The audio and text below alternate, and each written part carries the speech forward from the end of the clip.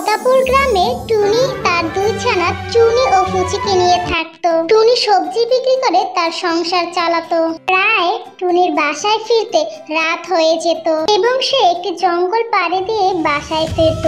যেই জঙ্গলে ছিল একটি লাল চক্ষুওয়ালা ডাইনি ভূত, যার কিনা টুনির ছানা দুটির উপর নজর ছিল। সে ভাবতো যে কখন সে টুনির ছানা দুটিকে ধরবে এবং খাবে। অনেকদিন হলো মাংস খাওয়া হয় না, টুনির দুই ছানাকে পেলেই তৃপ্তি করে খাবো। এরপর টুনি বাড়ি ফিরে তার ছানা দুটোকে দেখলো এবং দেখে একটু শান্তি পেল যে তার ছানারা ঠিক আছে। এরপর বেশ কিছুদিন কেটে যায়। এরপরে কি হয় তা জানতে হলে অবশ্যই চ্যানেলটা সাবস্ক্রাইব এবং লাইক করে আমাদের পাশেই থাকো। টুনির ছানা দুটো বড় হয়ে যায় এবং টুনি প্রত্যেকবারে বাহিরে যাবার সময় তাদের বলে যায় তারা যেন বাহিরে না বের হয়, আর সেজন্যই তারা খুবই দুঃখী হয়ে থাকতো। কেন তাদের মা এরকম করে, তাই তারা খুবই মন খারাপ করে থাকতো সব সময়।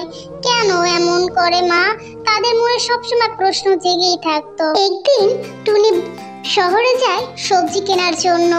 সেদিন তার বাসায় ফিরতে দেরি হয়। এদিকে ডাইনি সে খবর শুনে সে তো মহা খুশি। সে মনে মনে বলতে লাগলো, আজ মনে হয় টুনি বাড়ি ফিরবে না, আর এই সুযোগ ওর ছানা দুটিকে তৃপ্তি করে খাবো। তারপর লাল চক্ষুওয়ালা ডাইনিটি টুনির বাসায় যেতে লাগলো। সে যেতে লাগলো, কিন্তু যখনই সে জানলা দিয়ে ঢুকতে লাগলো তখনই একটি জাদুর আভা এসে ডাইনির মুখে পড়লো এবং ডাইনিটি চিৎকার করে দূরে এক জায়গায় ছিটকে পড়ে।